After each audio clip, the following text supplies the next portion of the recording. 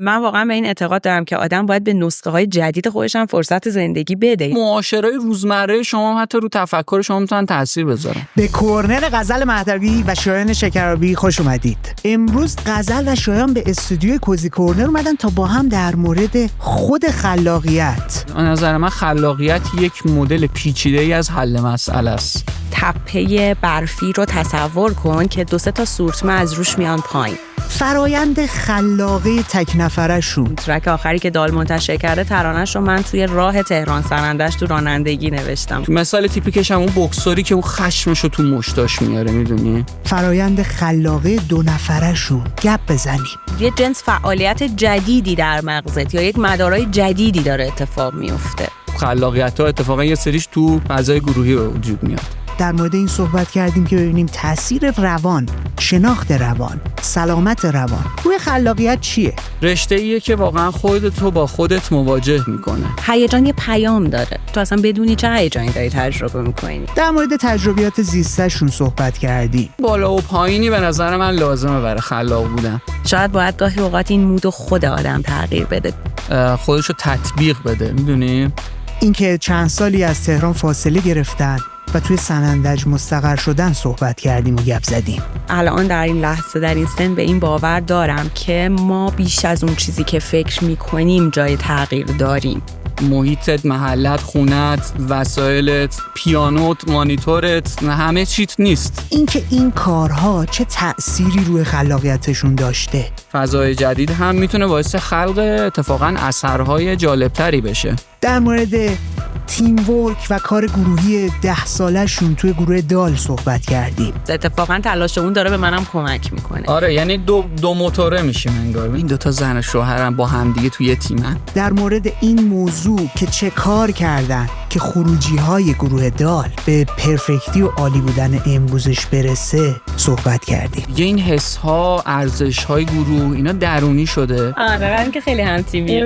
اگه فکر می‌کنید این موضوعات براتون جذابه، با من، غزل و شایان همراه باشید.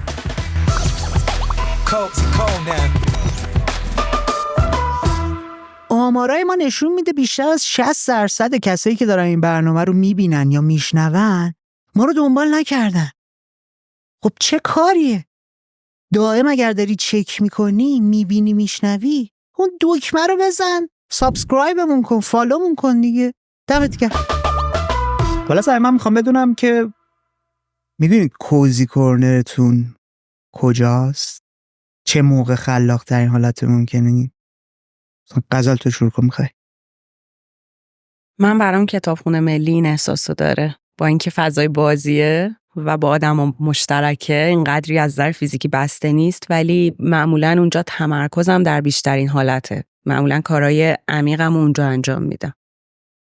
کار خاصی میکنی وقتی تو کتابخونه ملی هستی؟ این روزا بابت تزم و پایان نامه و این کارهایی که مرتبط با رشته تحصیلیمه بیشتر اونجا هستم و آره، و اونجا برام خیلی این احساسو میاره که جدا میشم از اون جهان.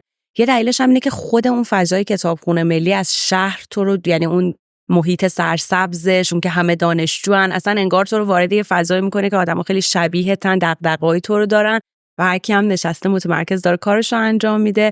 و بعد فکر می‌کنم اینم خیلی مهمه اونجا، حالا که این تایمای کار استراحت، یعنی مثلا تو 1 ساعت کار می‌کنی بعد با دوستات میای یه قهوه می‌خوری، اون خودش انگار یه دوباره تغییریه، دوباره برمیگردی سر کار، یه روتین و نظمی میده. خیلی برای من اونجا جای جذابیه. شاید تو چی؟ من داشتم فکر می‌کردم واقعا تو تهران شاید یه همچین محیطی رو ندارم، کوزی کورنری که باید، ولی وقتایی که میرم سنندج اونجا میگم به واسطه همین ایزولیشن اتفاق میفته ناخودآگاه. یعنی چون برنامه میفته رو روتین، صبح میرم بیمارستان، ظهر میام خونه، دیگه یه تایم تقریبا یه عصر به بعد رو دارم که برای خودمه. اصلا وقتایی که غزلم نباشه که دیگه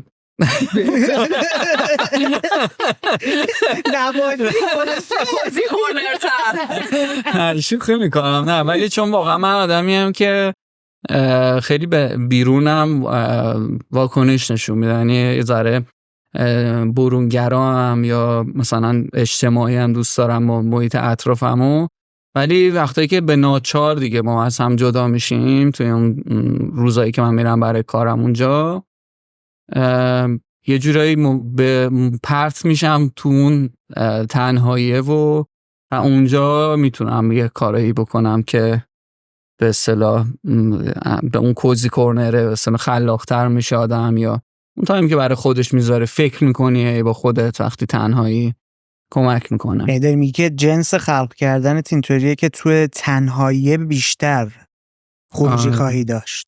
به نظرم هر دوشه، یعنی کاری که اگه بگیم خلق، مثلا بگیم هم کار موزیک، انگار دو مدل کار کردن، یه قسمتیش باید در خلوت اتفاق بیفته، اون پیش تولیده انگار باید شاید از یه مثلا پروسه هیجانی اصلا شاید اتفاق میفته، یه چیزی درونته، یه غمیه، یه خشمیه، یه شادی، یه هرچی که نمیدونی چی به چیه و اونجا در خلوت خودت داری کلنجار میری، شاید اونا تأثیر میذاره که یه کاری انجام میدی، یه ایده‌ای به ذهنت میرسه و اونو در تایم آزادت به اصطلاح به صورت متد اولیه، یه ماکت درست میگه و بعدش وارد اون فعالیت اجتماعی میشی، بعد زنگ میزنی آقا فلانی مثلا اینو گوش کن، آره اینو گوش کن، نظرت چیه فلان، بریم تو کارش فلان، و بعدش تو وارد یک فضای گروهی میشی و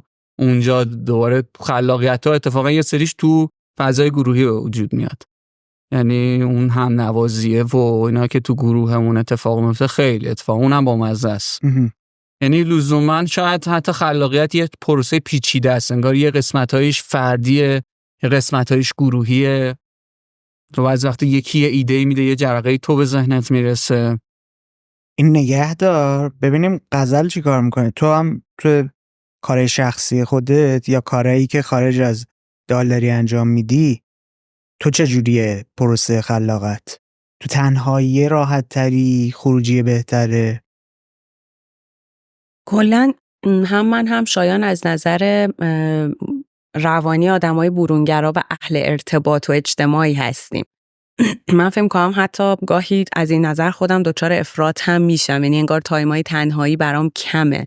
شایان میگفت اجباری مگه پیش بیاد، معمولا ما اگه با هم باشیم مشغول یه برنامه، یه تفریحی، دوستامونو ببینیم، خانواده‌مونو ببینیم، نمیدونم بیرون بریم، خیلی خودمون انگار با میل خودمون فضای تنهایی ایجاد نمی‌کنیم. بر همین من عمده چیزایی که یادم توی جمع، مثلا من خیلی پیش اومده که توی تاکسی، توی مترو، موقع رانندگی مثلا یه شعری نوشتم یا یه ایده‌ای به ذهنم رسیده. چه اتفاقی داشته میافتاده که یه هوی خروجی میزده بیرون ازت؟ واقعا نمیدونم. شایان گفت که یه بار هیجانی، برای من این شکلی در زمینه شعر و ترانه که اون بار هیجانی همون موقع هم جواب نمیده. یعنی ممکنه که من یه تجربه هیجانی رو 3 ماه پیش 6 ماه پیش تجربه کرده باشم، این تهنشین شده زمان که گذشته، انگار که حالا شاید با اون حافظه‌ای که داشتم شنیداری ترکیب شده، مدارای جدید شکل داده، نمیدونم چه اتفاقی میفته که یهو مثلا یه روزی یادمه که این ترانه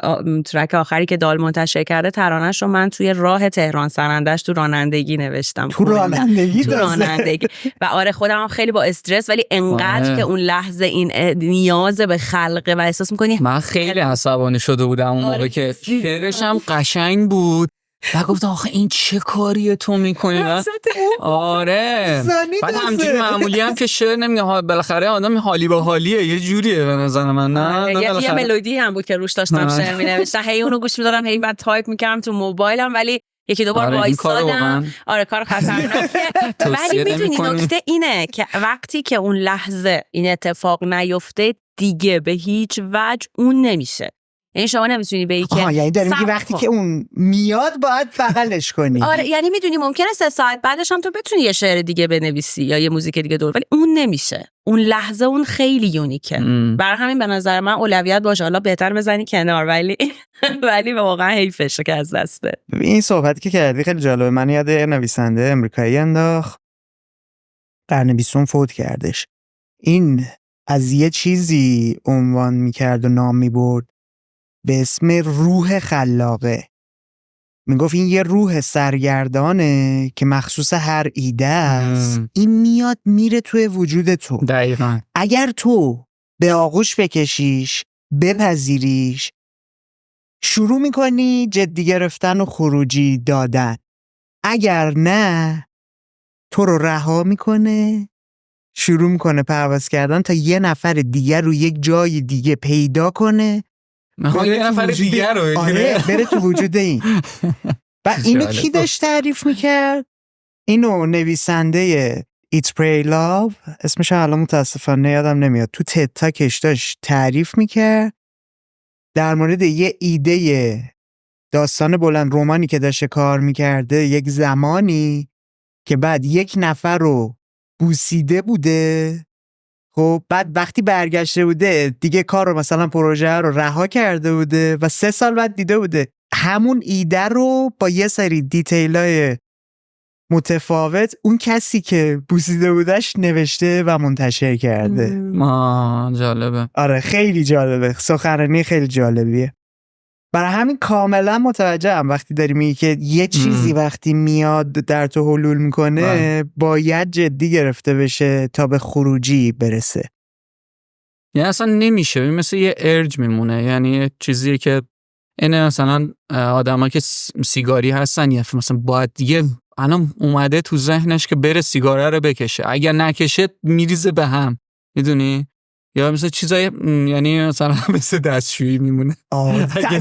نمیتونی حالا یه بودش اینه، یه بود دیگه‌ش هم اون بود خلاقیتش به نظرم نورولوژیکیش این شکلیه که انگار یه جنس فعالیت جدیدی در مغزت یا یک مدارای جدیدی داره اتفاق میفته. چه تجربه‌ایه برای تو؟ الان مثلا همین چیزی که گفتی اومده وسط جاده خیرتو گرفته گفته باید منو تموم کنی، باید بنویسی. وقتی داری انجامش میدی چه چیزی رو داری تجربه میکنی؟ الان که داری میگی دارم بهش فکر میکنم.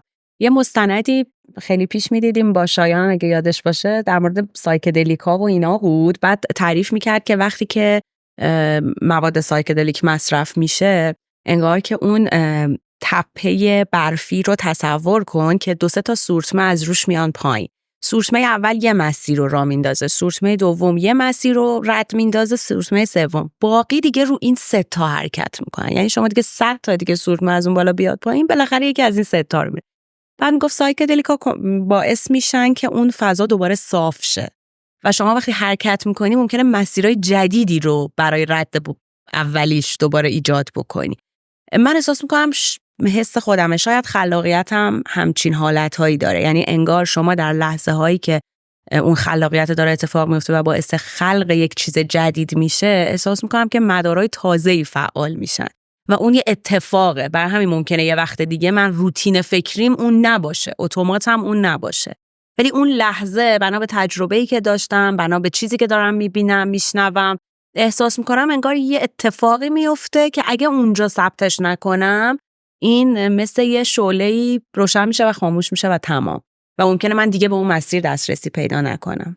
داریم که هر بار که وارد این ماجرا میشی که خروجیش خلق یک چیزی میشه، چون میدونم کارهای دیگه هم غیر از مثلا شعر و ترانه انجام میدی، تو داری یک تجربه یگانه و یونیک همون چیزی که داری خلق میکنی و برای من این شکلیه تجربه میکنی. برای من این شکلیه. برای تو چیشه؟ خیلی به نظرم این پروسه خلاقیت کلا چیز پیچیده و یعنی فعالیت مغزی خیلی سطح بالاییه به نظر من. یعنی اگر دقت بکنی مثلا فقط بیشتر تو آدم ها این حالت هست، اونم یه عده‌ای از انسان ها که یعنی انسان خودش مغزش کلی نسبت به جاندارای دیگه اون کورتکس به اصطلاح فرونتالی که فکر کردن توشه، تصمیم گیری توشه، برنامه ریزی توشه، حل مسئله توشه. یعنی حل مسئله به نظر من خلاقیت یک مدل پیچیده‌ای از حل مسئله است. من فکر می‌کنم اینطوریه. یعنی شما یه ملودی به ذهنت میرسه، بعد 2 تا میرسه، بعد 3 تا میرسه، 4 تا میرسه، بعد از بین این 4 تا یه دونه رو انتخاب می‌کنی، دوباره میری مرحله بعد. یعنی دائم داری بین راه حل‌های مختلف اونی که بهتره رو انتخاب می‌کنی. یعنی اونی که نقاشه یه لحظه مثلا پیش خودش میگه آقا من مثلا این الان قرمز اینجا بزنم یا مثلا نارنجی بزنم، داره انتخاب میکنه دیگه بین اون ایده هایی که به ذهنش میرسه اون بهترینش رو انتخاب. یعنی باید هم قابلیت جنریت کردن ایده های مختلف داشته باشی در مقابل یک مشکل. انگار مشکل هم یه چیز خلأ درونیه انگار. یعنی انگار مثلا تو داری میری یه دفعه تو ذهنت یه خلایی به وجود میاد، یه پازلی، یه دفعه مواجه میشی با یه پازل ذهنی و این باید دونه دونه اینا رو بچینی کنار هم تا بتونی اون خلأ رو پرش بکنی. حالا اون میتونه بیان یک مسئله در واقع یک تعارض درونی باشه، یک هیجان باشه، یه حس خاص در ناخودآگاهت که اصلا تو نمیدونی چیه، میدونی اصلا تو اشرافی هم بهش اونقدر نداری، در سطح خودآگاهت نیستش که بدونی خب من الان مثلا هیجان زدم، غمگینم، اضطراب دارم و بعد مثلا بشینی ببافی. اینطوری نیست. یعنی کاملا داری میگی توی یه فرایند ناخودآگاهی داری میری سمت حل مسئله های درونی خودت. شاید حالا ممکنه هیجانه باشه، احساسه باشه، اضطرابه باشه. آره مثلا من شاید مثلا یه چیزی که بالاخره آدم یک مقداری هم از ناخودآگاهش به مرور زمان آگاه میشه. درسته. میاد به سطح آگاهی تو یه متوجه میشه که انگار یه ربطی این داره به اون چیزهایی که مثلا من درونم دارم، اون حالا تعارضایی که دارم یا عقده هایی که دارم، همه ما داریم دیگه این چیزا رو. مثلا بعضی وقتا احساس میکنم که انگار این مثلا اون رونه‌ای که منو به سمت تولید میبره و سمت موسیقی میبره انگار یه حس مثلا بی ارزشیه.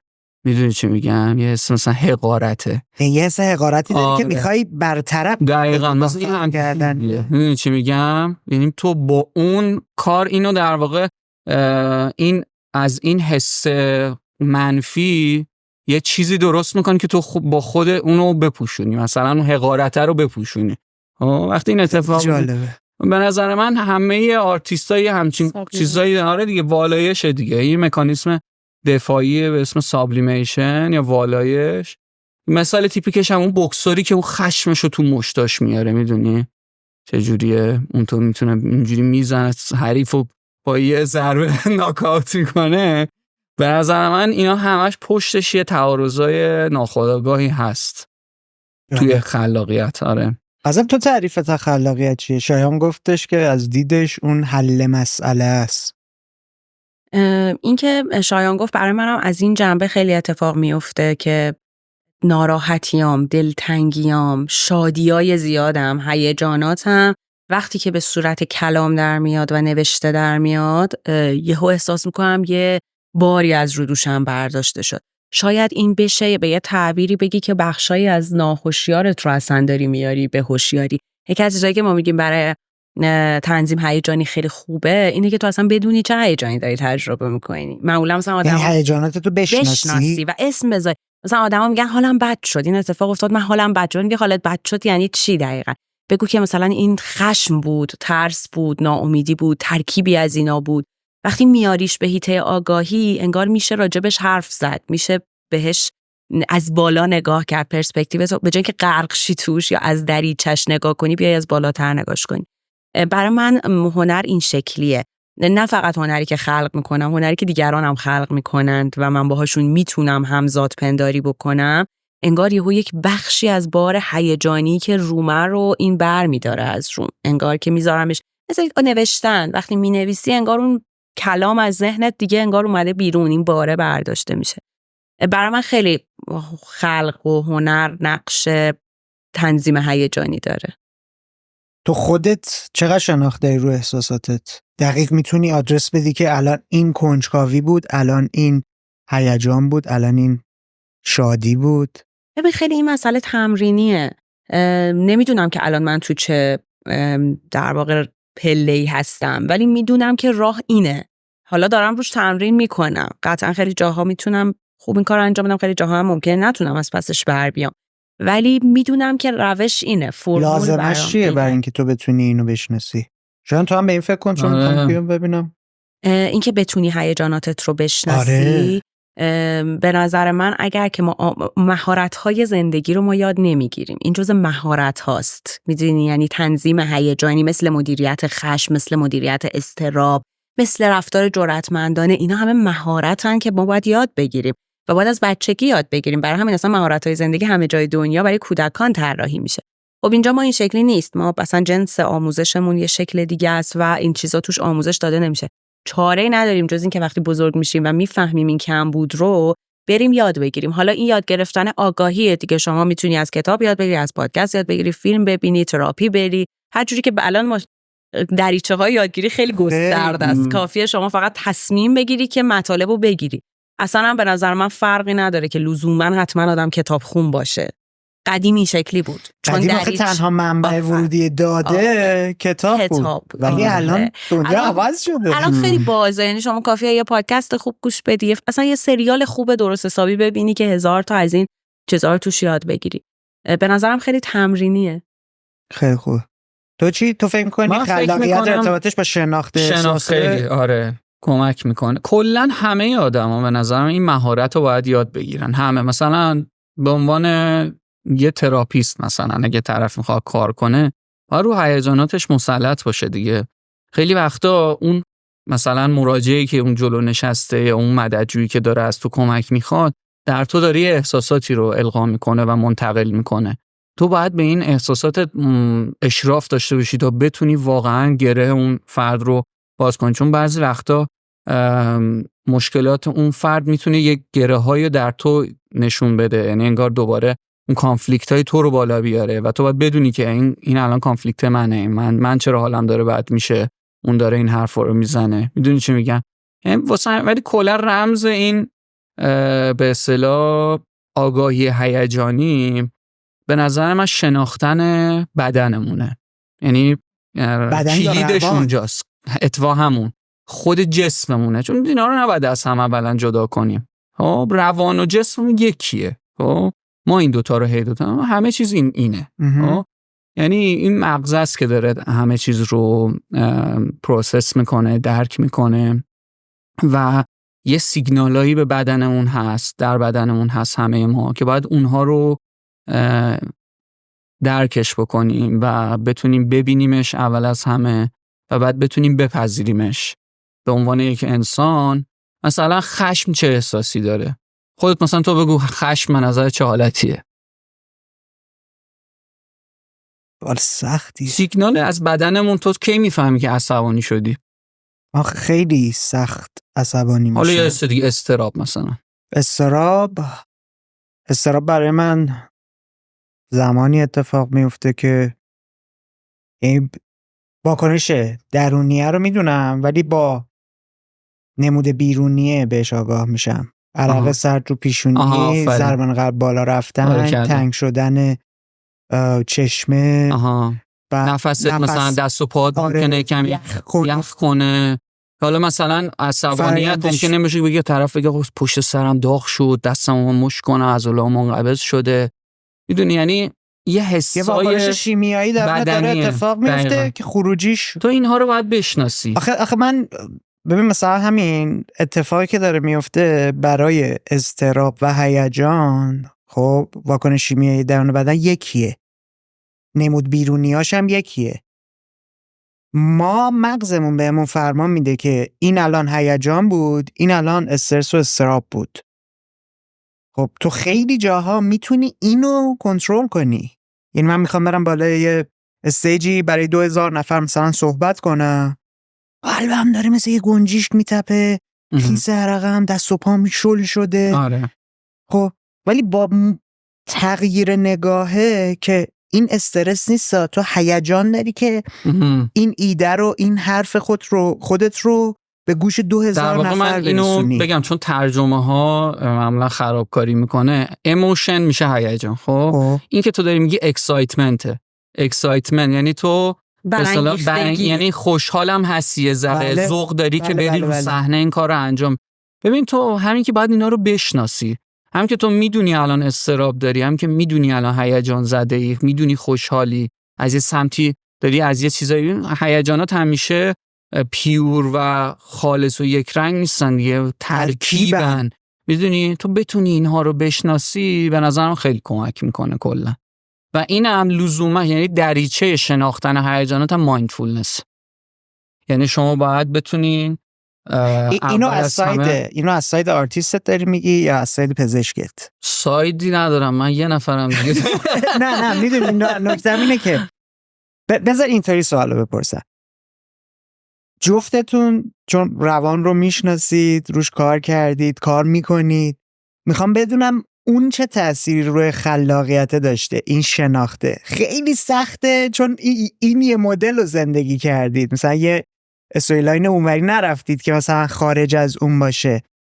خب چون مایندفولنس یکی از راه‌هاییه که تو بهره‌وری ذهن و بدن و همه چی رو بالا ببری و ممکنه مثلا توی مسیرهای دیگه هم تو به این برسی. مثلا ریک روبین خیلی روی این قضیه تمرکز میذاره، توضیح میده. ریک روبین نمیدونم میشناسی یعنی پرودیوسر معروف موسیقی از دهه مثلا 70 میلادی 50 ساله داره با بندهای خیلی بزرگ، آرتیست خیلی بزرگ کار میکنه.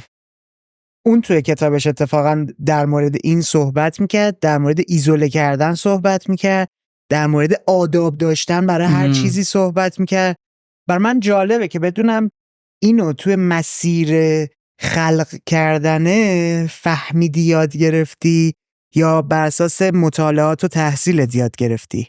خب بیشتر این قضیه رو با اساس مطالعاتی که مثلا تحصیل هم اینا دارم، میگم پایان نامه هم رو همین داستانه و اینها و کلا خب علاقه‌مند شدم از یه جایی به بعد. ولی اگر دقت کنی همون آرتیستای دهه 80 اینا هم که مثالش میزنی، اکثرا اینها هم یه جوری مثلا با یک میونبرهایی به این داستان میرسیدن، مثلا مصرف مواد. درسته. میدونی چون اون هم یک استیت مصنوعی از مایندفولنس دیگه. حالا تو به صورت اولین بار همچین تعریفی ازش میشم و چقدر درست جالبه. واقعا همینه. ببین حالا کاری هم مصرف داره مخدره میکنه. اکثرا میبینی که آرتیستای خفنی که ایده های خیلی خوب داشتن اصلا سوختن در راه مصرف مواد و اینها توی دهه هایی که موزیک راک تو آمریکا خیلی بالا گرفته بود و داشت واقعا دنیا رو گرفت. خب مصرف LSD، کوکائین، در واقع توهمزاها و اینها خیلی اونجا چیز شده و اینها من فکر میکنم راههای میانبری بوده که این آرتیستا میتونستن به اون استیت ذهنی برسن که دقیقاً اون دیپ ورکه یا اون اینجا و اکنونه اینها با اون انفجار نوروترانسمیتری و توسط LSD مثلا اتفاق میافتاده. میدونی که خب آسیبای خودش هم داشته ولی در اون لحظه تونسته اون فرد رو به یک نقطه‌ای برسونه که به اصطلاح تاثیرگذار، خلاق، تولید کننده بوده و تا سالها اثرش باقی مونده. تو چی غزل فکر می‌کنی مایندفولنس؟ اسمی که امروز براش میذاریم مایندفولنس یا ذهن آگاهی یا توجه آگاهیه. من فکر می‌کنم که خیلی روحیه، یک حکمتیه که ما داشتیم. انسان 300,000 سال تکاملی این قابلیت رو داره. ما زندگی مدرن ازمون این قابلیت رو گرفته. کما که شما تو بچه‌ها می‌بینید وقتی داره بازی میکنه اصلا همینجاست، همین لحظه است. بچه وقتی میترسه بعد حواسش رو پرت میکنی یادش میره، ولی وقتی من بزرگسال میترسم تا 3 هفته اون ترس برام کابوس میشه، بهش فکر میکنم. این قابلیتیه که ما داشتیم. منتها میدونین من فکر میکنم که داستان همینه که قراره هیجان بیاد که برای ما چی کار بکنه. هیجان یه پیام داره، میخواد یه خبری به من بده دیگه. من انسان غارنشین وقتی که صدای ببر میشنوم بیرون غارم خب باید بترسم دیگه، وگرنه که زنده نمیمونم. منتها حواسمون باید باشه که اون بیولوژیه با این شرایط امروز من یه گپیه، ما بهش میگیم بایوسوشال گپ، فاصله‌ای که بین بیولوژی من و این شرایط اجتماعی شدن. مثلا من اگر که چه میدونم میخوام با یه شیری بجنگم در اون شرایط شیر میخوای بزنی مثلا اگه انسان اولیه بودم خیلی مخلصی ندارم دیگه، اگه انسان اولیه بودم مجبور بودم شیر میجنگه زنان حال تو آره مثلا اگه قرار باشه توی جنگ این شکلی باشم صدام نازک میشه، میلرزه، این برای اینکه اونو بیشتر بترسونه.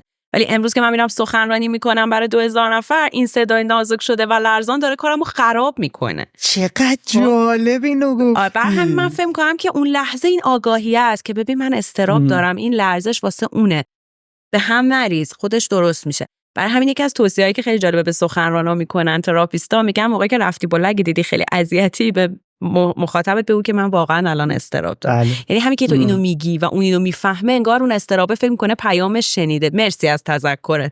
بشین الان میخوام منو جدی گرفتی. و جالب آدمای دیگه هم که شما احساساتو با آدمای دیگه میگی و اونا تو رو میفهمن، تو حالت خوب میشه. دقت کردی؟ مثلا به یکی میگی من ناراحتم، یا خیلی ناراحتی، بعد واقعا ناراحتیت کم میشه. این تراپی هم کارش همینه. قرار نیست حتما یه پروسه خیلی عجیبی داره اتفاق میفته، نه، اون صرف این که یه نفری نشسته تو باهاش صحبت میکنی، یه رابطه امن و چیزی شکل میگیره که تو توش آرامش داری، همون خودش درمان میشه. تو صحبتات یه اشاره‌ای به این داشتی که طرفی که اومده حالا مراجعت نشسته داره، چی بهش میگه؟ حرف درد و دل که نمیگن، چی بهش میگن تو این فراینده مراجعه که پیش شما؟ درمانه دیگه. فرآیند درمان. فرآیند درمان داره طی میکنه، میگردی حفره‌های شخصی خودت رو توش شناسایی میکنی. خب این چه کمکی داره به شخص خودتو میکنه؟ آیا کمک میکنه خودت رو بیشتر بشناسی؟ آره. آیا کمک میکنه که با پیشنهادن مدل درمان به اون شخص مقابل گره های خودت رو باز کنی؟ ببین، گره های خودت که تو اتاق درمان باز نمیشه، ولی دیده میشه. یعنی اگر اون خودآگاهی رو داشته باشی، میتونی بفهمی که چرا من الان اینجا اینجوری شدم. مثلا من یه مراجعه مثلا چند ماه پیش داشتم توی چیز که مثلا مادر اون بچه منو عصبانی میکرد به خاطر کارهایی که میکرد، یا مثلا شاید اعتقادایی که داشت، رفتارهایی که داشت. و من یه جا مثلا یه سوالی رو از اون مادر تو اتاق درمان پرسیدم که باعث یه احساس کردم اون مادر یهو رفت تو فکر رو، یه ذره عذاب وجدان گرفت که چرا با بچهش این رفتار رو کرده و اینها.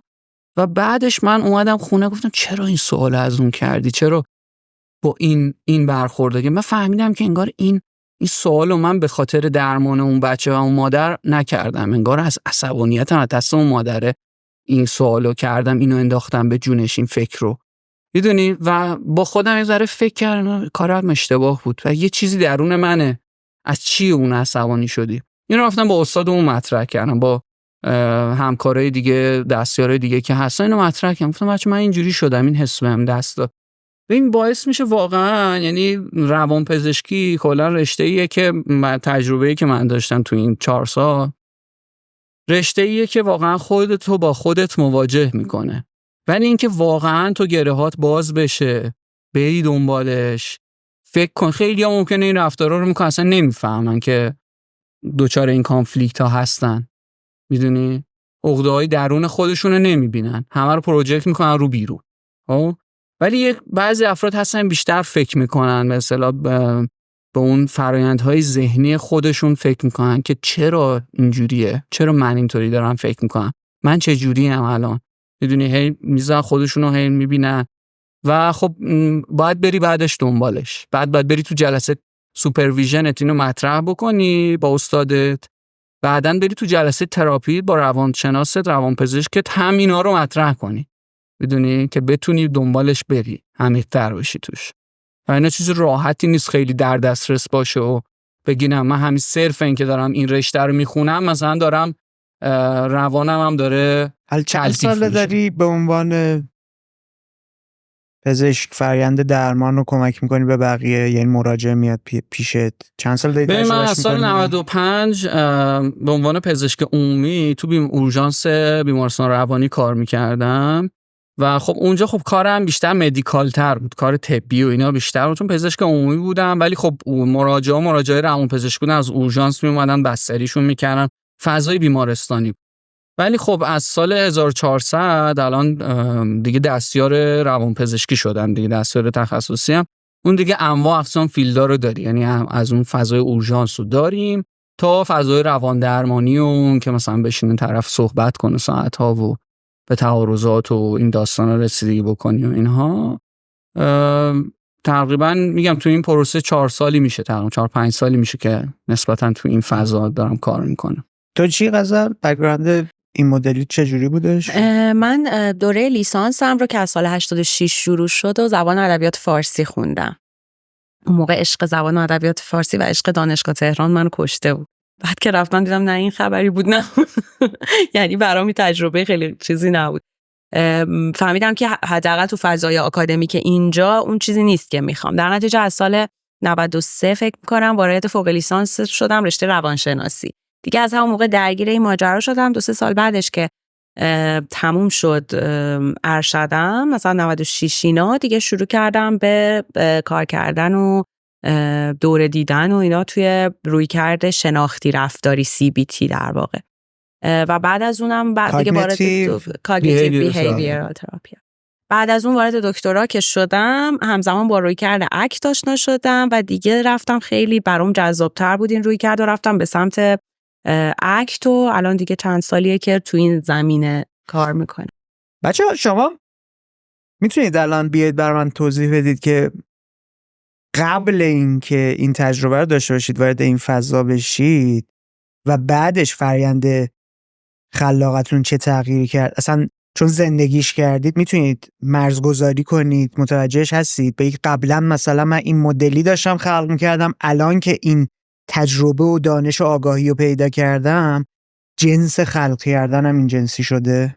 من فکر میکنم خلاقیت هم مثل هر کار دیگه باید بهش پرداخته بشه. یعنی شما باید برای اینکه خلاق باشی باید براش وقت بذاری، به ورودی داشته باشی، یه ساعتایی به قول خودت اون کوزی کورنر رو داشته باشی، بتونی دیپ بشی، کم فکر کنی، آرامش داشته باشی، آسایش داشته باشی، از نظر روانی کمی ریلکس باشی. یا میدونین منظورم نیستش که همیشه در یک استیت آروم باشی، منظورم که استیبل کلاً شه. مثلا آدمی که گرفتار نون شبشه واقعا شاید نتونه اونقدر خلاق باشه. میدونین چه میگم؟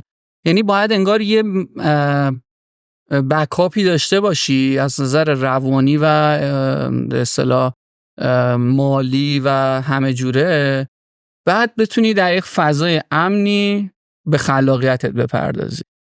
برای همین هم شاید خیلی از بیشتر آرتیستا یا موزیسین‌های بزرگ یا نگاه کنی اکثرا تو خانواده قدیم مثلا موزیسین کلاسیک و اینا نگاه کنی اکثرا خانواده اشرافی داشتن و خیلی مثلا تو خانوادهشون همه چیز به راه بوده و فلان و اینها.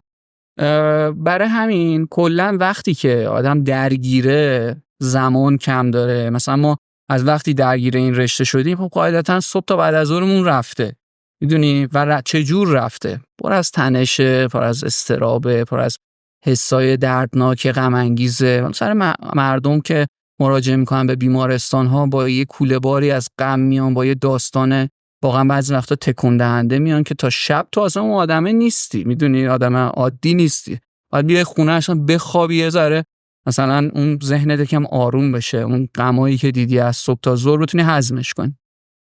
بنابراین به خاطر اینکه این رشته خودش یک باریه، یک مثلا یه صبح تا بعد از ظهر خودش سر کاره و اینا، یه باری از نظر ذهنی اضافه میکنه که من فکر میکنم خلاقیتمون رو کم کرده. من برای شخص خودم چون باید تعارف نداریم، باید وقت کنی، باید تمرین بکنی، باید ساز بزنی، باید موزیک گوش بدی، اگه میخوای تو اون فیلد کار، تو اون فیلد مرتبط باید ورودی داشته باشی، چون آدم یه سرچشمه جوشان نامحدود از خلاقیت نیست همجوری ازش بریزه، که تو باید ورودی داشته باشی، یه مموری داشته باشی، یه به اصطلاح گنجینه‌ای از اشعار مثلا غزل در ذهن خودش داشته باشه تا بتونه اونا رو به صورت یه اساره در بیاره، اون چیزی که میخواد خودش پیاده بکنه. یعنی یه جوری مدل برداری هست، الگو برداری هست، تو حافظه توش دخیله، یادگیری‌های قبلی توش دخیله.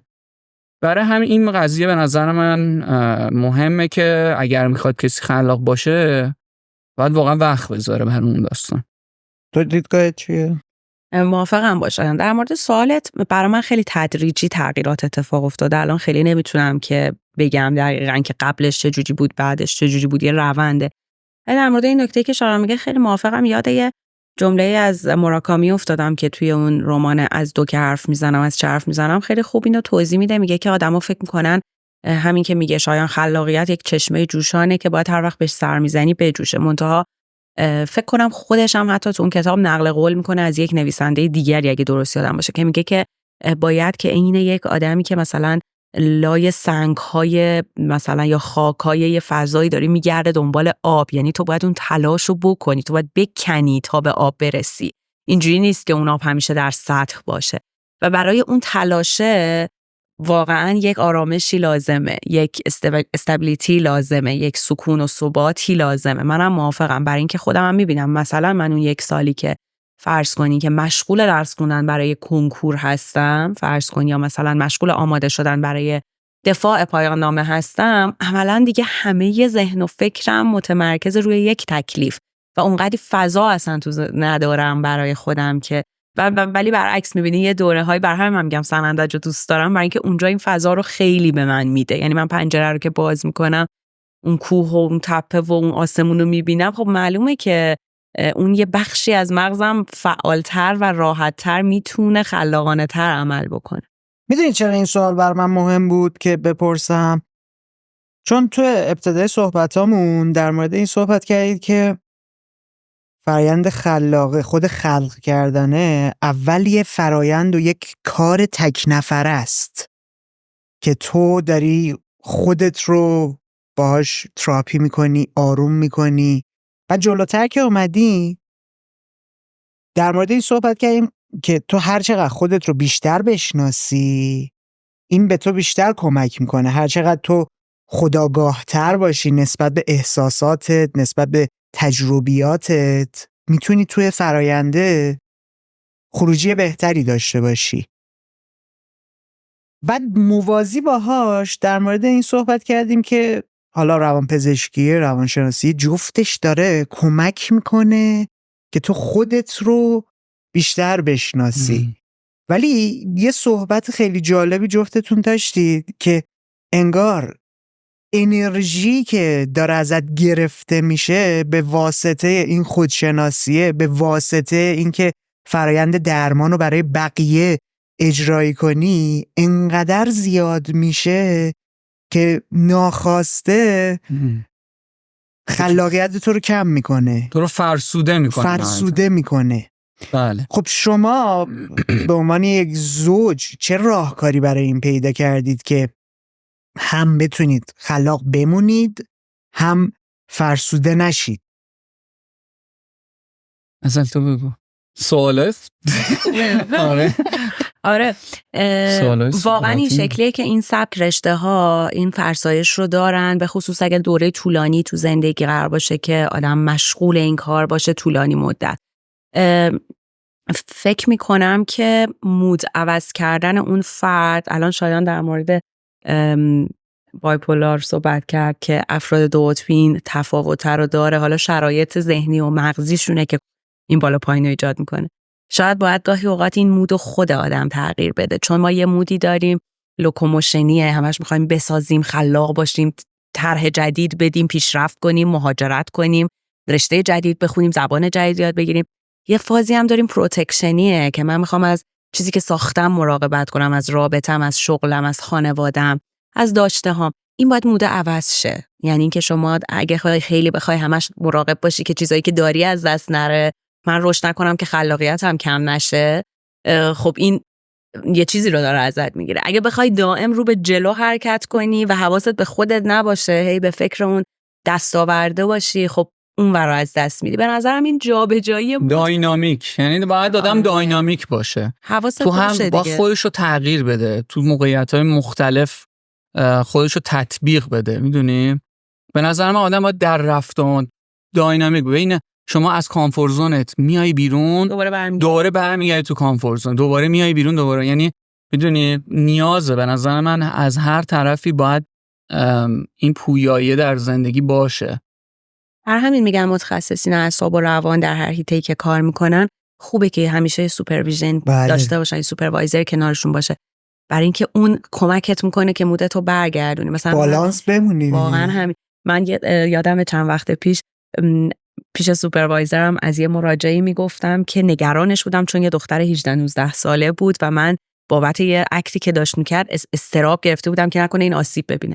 بعد که به سوپروایزرم میگفتم آقای دکتر کشمیری به من میگفت که والدگری رو با درمانگری قاطی نکن و دیدم درست، یعنی من به طور ناخودآگاه به خاطر تفاوت سنی، به خاطر که اونو خیلی آسیب پذیر میدیدم، انگار یک بخشی از اون نگرانیم که داشتم به اون میگفتم بخشی از احساس والدگری و مراقبت هم از، در حالی که من نقش درمانگره، اون میتونه تنظیم کنه. میخوام به یه حلقه‌ای که یک جایی نگهش داشته بودیم برگردیم. در مورد فرآیند شخصی و خلق کردن تنهایی مفصل گپ زدیم. میخواستی بری سمت این که یه ایده‌ای شکل میگیره و بعد من میذارم وسط توی گروه و حالا شروع میکنیم بهش رسیدگی کردن. خب چون شما هم بندم هستید دیگه، هم پا و هم بند و هم یار و هم راه و همه چی هستی. آره هم تیمی آفرین. چون هم تیمی هم هستید، برای من خیلی جالبه که بدونم اول از همه کلن به عنوان پارتنر چه تفاوتی داره، چون هم تیمی بیرونی دارید هم پارتنر هم هستید دیگه. بدونم اون فضایی که بین خودتون دو نفر هست چه تفاوتی داره با فضایی که با بقیه بچه‌های گروه دارید. چه اتفاقی و دو نفره زیر سقف تو خونه خودتون دارید تجربه میکنید توی کار خلاقتون و این چه فرقی داره با اون چیزی که با بقیه دارید، حتی با همتیمی های دیگه. لزوما بچه‌های دال نمیگم چون میدونم کارهای دیگه ای هم دارید که تیمای دیگه ای هم درگیر باشه. چه فرقی داره؟ بگو. زوج خلاق بودن چه شکلیه؟ ببین مرسی که ما رو زوج خلاق من خیلی ممنون یه تعریفه. ولی کلا به نظر من چالشاش هم کم نیست، یعنی یه سری چیزا رو راحت تر میکنه. مثلا خب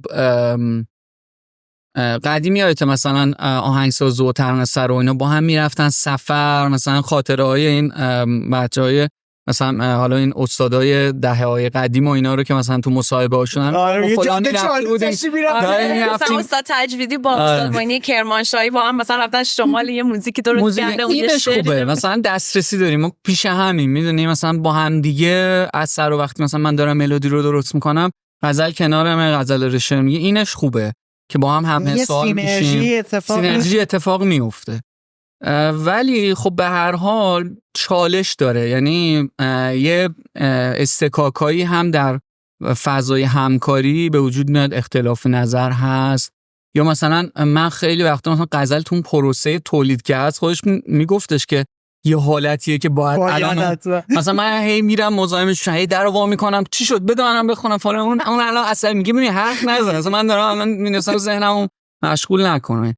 این چالش‌ها هست. مثلا به هر حال ممکنه که مثلا این اختلاف نظرهای کاری، اختلاف نظرهای زندگی خانوادگی و به اصطلاح زن و شوهری وارد کار بشه. داری پیچیده‌اش می‌کنی دیگه.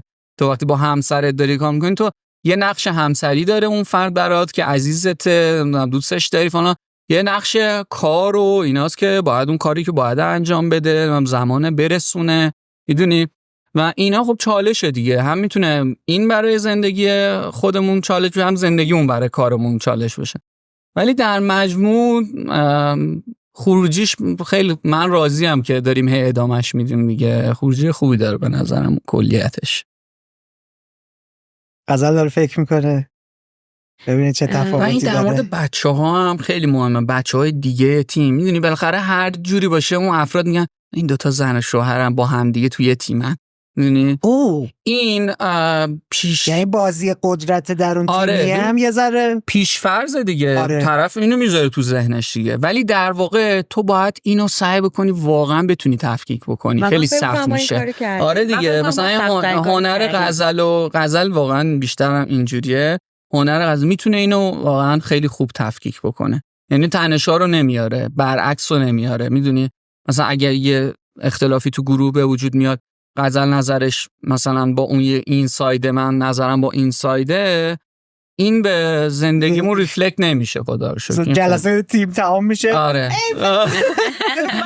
گفتن این کارو بکنید چرا مخالف؟ آره یا مثلا بگید با هم دیگه بشینیم بگیم پس بیا این رأیو اینجوری بدیم که اینطوری نیست واقعا. تیم اپ نمی‌کنیم. آخه ما اون 5 نفر و حالا دو سه تا دوست معتقدیم به این که 5 نفر مغز جدا از هم باید. بعد ما اون 5 نفر همه حالا بیشتر از 5 نفر 6 7 نفر در واقع 5 نفر اون هسته اولیان، یکی دو نفر هم دوستی که خب همه این سال‌ها کنار گروه بودن، هممون با هم احساس تیم بودن میکنیم و به همون اعتماد رو داریم. برای همین خیلی پیش میاد مثلا من با یکی از اعضای گروه یه جور فکر کنم، شایان با یکی دیگه یه جور و ما دو گروه با هم وایسیم و مثلا بحث و جدل کنیم تا به یه نتیجه با هم برسیم. کلا احساس میکنم ما 5 نفر خصوصا به اون خرد جمعیه اعتماد پیدا کردیم که وقتی ما تو این چالشه و استکاکه به یک نظری میرسیم، اون نظر احتمالاً از نظر تک تک ما چیز بهتر و پخته تری از آب در میاد. برای همین آره این اتفاق نیفتاده که این احساس این که یه نفر حالا مثلا یا تیم کردن یا فلان، اصلا یعنی من هیچ وقت احساس نکردم، بچه‌ها هیچ وقت این احساسو به ما ندادن. ولی یه بحث دیگه‌ای در مورد پارتنرشیپ که مطرح کردی، فارغ از بحث این که ما حالا با هم کار میکنیم، خیلی از این مشاورای پیش از ازدواج کارشون روی این داستان نیازهای که حالا ویلیام گلاسر میگه که آقا ما چه نیازهای بنیادی در زندگی داریم و هر کدومو چقدر داریم. مثلا نیاز به آزادی، نیاز به قدرت، نیاز به امنیت، نیاز به تفریح. اینا مهمه و تو مواردی مثل مورد من و شایان که هر دو خیلی عشق به پیشرفت و رشد و ساختن داریم، ایدئالش اینه که خود گلاسر هم میگه که یه هدف مشترک بسازیم. وقتی که ما مثلا یه هدف مشترک به اسم دال، به اسم حرفه به اسم پایان نامه، هر چی میذاریم جلومون، دوتایون میل به جاه طلبیمون داره برطرف میشه و تلاش میکنیم، ولی هیچ کدوم هم مزاحم اون یکی نیست. اتفاقا تلاش اون داره به منم کمک میکنه. آره یعنی دو موتوره میشیم انگار. آره یعنی یه هدف میسازیم ولی دو نفر دارن واسه اون هدف. ولی این نسخه ای نیستش که شما برای همه بپیچی. بگی آقا زن و شوهر با هم دیگه برید کار کنه، با هم برنامه‌ریزی کنی به یه اهداف برسونن. نه، اتفاقا برای بعضیا باید کاملا این دو تا از هم جدا باشه. نمیتونن یه زن و شوهر اصلا نمیتونن وارد فضای کار با هم دیگه بشن. یه وقت میبینی مثلا توی اون نیازهای بیسیک، نیازهای اولیه، نیاز به قدرت بالاتر باشه و اگه دوتایی بخوام باشن به چالش اصلا میخوا شاخ به شاخ میشن. آره رو ما این جواب داده. حقیقتا هر کسی باید خودش رو بشناسه و اون طرف مقابلش رو ببینه چی میخواد دیگه. خب الان فکر کنم یه 10 سالی میشه این پروژه رو دارید پیش میبرید دیگه، هم تیمی هستید و هم گروهی هستید. پروژه دالو میگی؟ آره دیگه 10 ساله. با دال که آره 91 شروع شد، اواخر 92. آره اوایل 92 شروع شد. آشنایی من با شایان 86. ولی گروه یا همکاری خارج از دالم بوده که برای 10 سال مداوم تجربه کرده باشید؟ میدونی چرا اینو میخوام بپرسم؟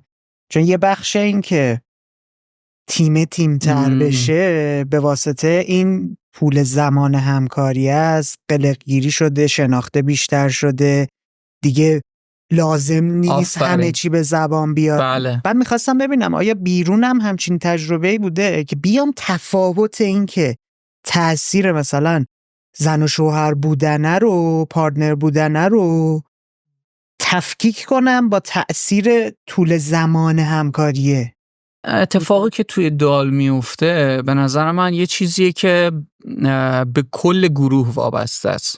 یعنی فرد افرادی که در این گروه نشستن و دارن کار میکنن، اکتاشون، رفتاراشون، خواسته هاشون، اینها نهایتاً تاثیرگذار رو دوام این داستان.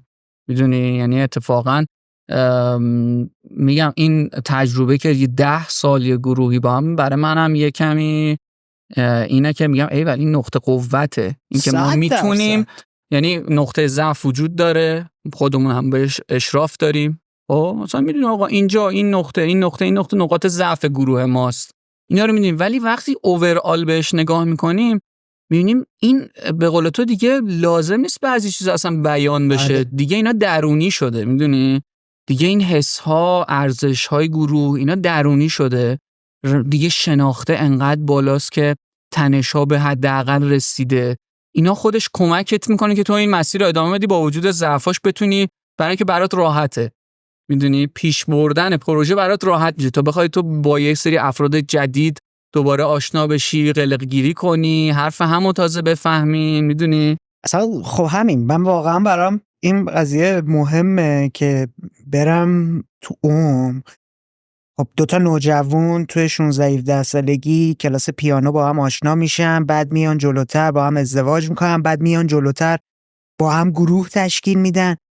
خب یه شناخت، یه لاین دیگه، یه مسیر دیگه داره اینا رو با هم سینکتر میکنه، ذهنیت ها رو با هم مشابه تر میکنه، در عین حال اینکه 2 مسیر متفاوت رو دارن طی میکنن.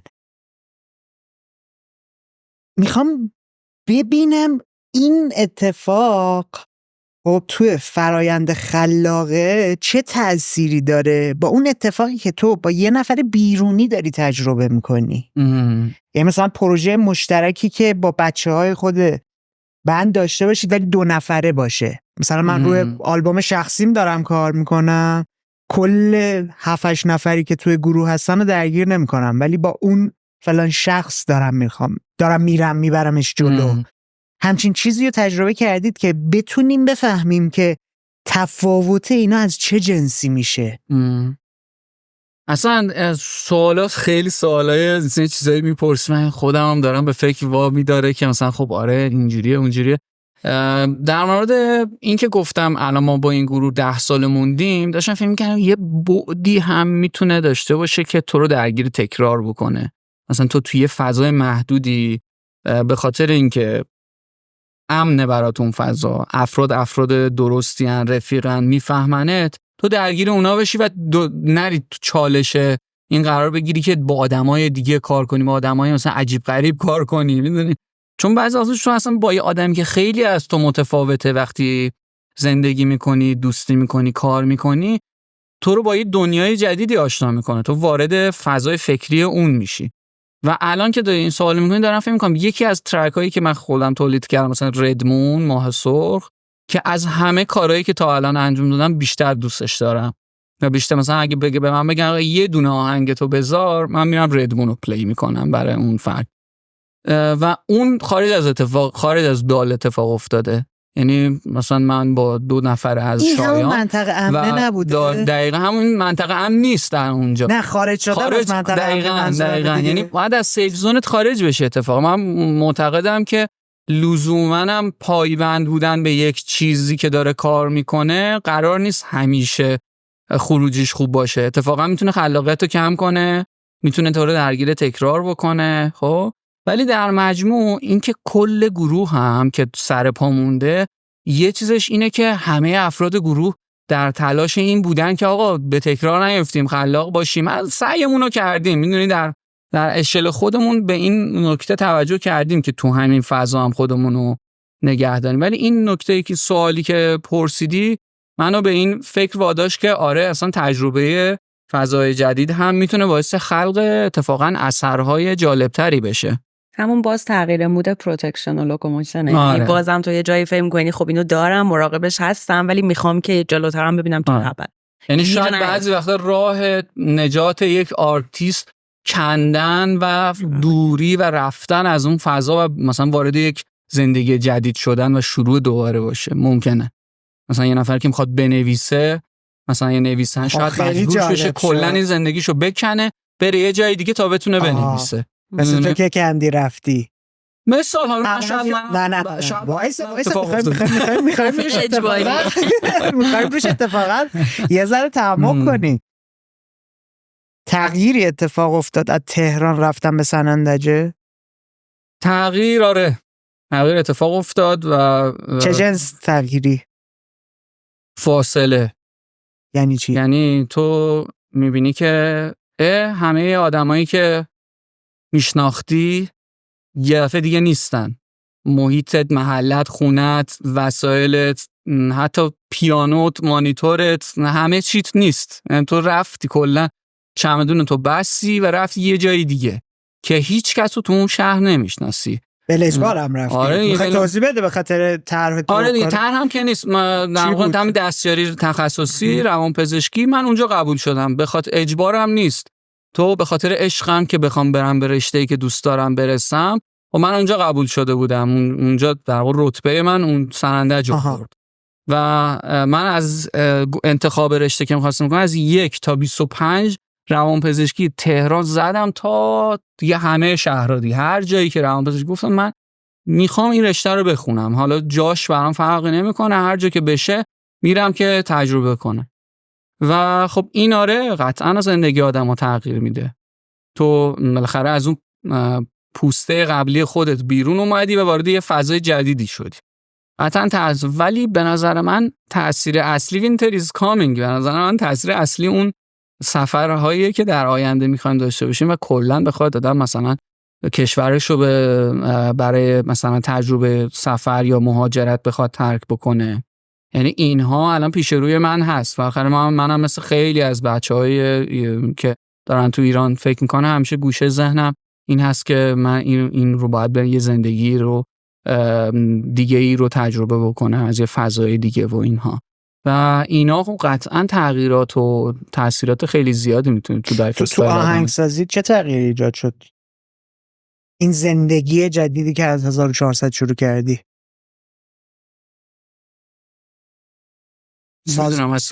سازبندی ها عوض شده، ریتم عوض شده. مثلا تو کووید این اتفاق افتاد چون ما دیگه نمیتونستیم جمع بشیم دور هم. کارهایی که تو کووید تولید شده مثلا اتمسفرش فرق داره، یه ذره کلاسه بندی شده است و ارکستراله و میدونی، یعنی یه جوری شده که انگار من اگه خونمون تنها باشم میرم به سمت ارکستر رو یکم فضا کلاسیک خط کشی میشه، انگار اون بچه‌ها هن که دارن این مرزهای منو میشکنن و منو میارن کف خیابون، میدونی، انگار مثلا من در خلوت خودم میخوام برم تو کت شلوار، میدونی. اینا تغییراتیه که گروه داره میذاره، ایجاد میکنه تو فضای گروه، به نظرم تو فضای دار تأثیر میذاره. قطعاً جمع روی ایده های کلی خروج نهایی تو تأثیر میذاره، ولی ممکنه منم مثلا برم چه میدونم مثلا پاشم برم یه جایی مثلا 2 ماه تو هند مثلا زندگی کنم، یه دفعه ایده هایی که به ذهنم میرسه یه چیز دیگه ای باشه، کانتکست زندگیمو تغییر بدم، ممکنه ایده‌ها فرق کنه، بخاطر ورودی‌ها فرق میکنه، تاثیر محیط فرق میکنه. تو هم چنین تجربه داشتی غزال؟ هم تجربه هم واقعا این الان در این لحظه در این سن به این باور دارم که ما بیش از اون چیزی که فکر میکنیم جای تغییر داریم. معمولا خودمون رو، داستانی که برای خودمون از خودمون تعریف میکنیم خیلی ثابته و خیلی وقتا توش گیر میافتیم. مثلا من آدم این شکلی ام، پس یه سری رفتارا رو اصلا نمیکنم و وارد فضای جدید نمیشم. واقعیت اینه که شخصیت من فقط ناشی از خصوصیات تربیتی و ژنتیکیم نیست، ناشی از این هم هست که محیط داره چی بهم میده چی پس میگیره. یعنی این دیالکتیک و ارتباط دو طرفه من با محیط تاثیر میذاره. فرض کنید شما فرض کنیم یه آدمی هستی که وسواسی و دقیق و منظمی، خب فرض نمی‌کنم حالا جلو دوربین نمی‌خوام تو جمع نمیخوام مطرح کنم، ولی شما این چاپ اینا رو ببینید چقدر اینها رو شما از نزدیک بعد ببینید چقدر داره زحمت کشیده شده. حالا حسین نصیری که در تهران زندگی میکنه با آشوب‌ها، با بی‌نظمی‌ها، با اونی که مثلا ممکنه تو آلمان باشه که محیط بیرونیش همه چیزش منظم مرتب باشه، یه آدم دیگه‌ای میشه، یه خلق و خوی دیگه‌ای پیدا میکنه، 100%. یه واکنش دیگه‌ای به جهان نشون میده. برای همینه که من واقعا به این اعتقاد دارم که آدم باید به نسخه های جدید خودش هم فرصت زندگی بده. یعنی من اینجا اینم، واقعا من توی جامعه دیگه، توی بافتار دیگه، توی رابطه دیگه، من واقعا یه آدم دیگه خواهم بود. میتونیم این مدلی ترجمه کنیم که اطرافیان ما، اصلا دنیای پیرامون ما، حالا چه فرد باشه، چه جا باشه، چه امکانات باشه، کمک میکنه تو یک بعد دیگه از خودت رو بشناسی و باهاش مواجه بشی، حتی بسازی که خروجی های خلاق اون از یه جنس دیگه میشه. 100% تاثیر. اصلا تو بحث حتی روان و اینا میخوایم در نظر بگیریم، یه مثال معروف همه میگن، مثلا به هم میگن مراجعی که اومده تو اتاق درمان یه نفر نیست، 4 نفره. خودش هست، زنش هست، بابا مامانش هم هستن، مثلا میدونی، یعنی اون افراد دیگه‌ای که در زندگیش مهمن، دیگری های مهم زندگی ما درون ما دارن زندگی میکنن. میدونی شما نهایتا کاری نمیکنی که فردا روزی جلوی پدر مادر نتونی سر بلند کنی. نهایتا هرچند خودت اعتقاد داشته باشی که اون کار درسته، باز دیدگاه خانوادت، دوستات، اطرافیان، جامعت، اینا رو تأثیر میذاره. نمیتونی بگی من یه آدمم که کاملا مستقل از جامعه و خانواده و دوستانم دارم زندگی میکنم و تصمیماتمو مستقل میگیرم. اینطور نیست به نظر من. برعکسش هم، یعنی این دایادای بدخیم که مثلا فرض کنین بچه‌ای هست که با مادرش دچار مشکله و این بچه دائم رفتارهای تکانشی، آسیبزا اینا میکنه. این بچه رو میبری توی محیط دیگه‌ای، میبینی که خیلی از اینا تغییر میکنه. پس میشه یه جورایی اینطوری نگاش کرد که آدم لازم داره یه جایی آچارکشی بشه، یا خودش رو آچارکشی کنه، یا بره بسپره به یکی که بیاره بالانسش کنه تا بعد بتونه باز دوباره اون مسیری که داره طی میکنه رو ادامه بده. فکر میکنی سلامت روان و جسم، چون گفتی اینا با هم یکیه، جداشون نکنی، تو خود خلاقیت چه تأثیری میتونه داشته باشه؟ چون از اون ور ما تو همین گفتگویی که داشتیم در مورد این صحبت کردیم که آدمایی که دو قطبی هن فرایند کار کردن مغزشون به نحویه که خروجیاشون خلاقانه تره. یعنی تو باید دیوانگیت بزنه بالا خلاقتر باشی، یا از اون ور باید سالمتر باشی ولی شناخت و آگاهیت رو نسبت به خودت و مغزت و روانت بالاتر ببری که بتونی خلاقتر باشی. چیه اصلا؟ چی کار باید کرد؟ قبل اینکه اینو شما جواب بده، ولی من قبلش در مورد همون صورت سوال میخواستم یه چیزی بگم.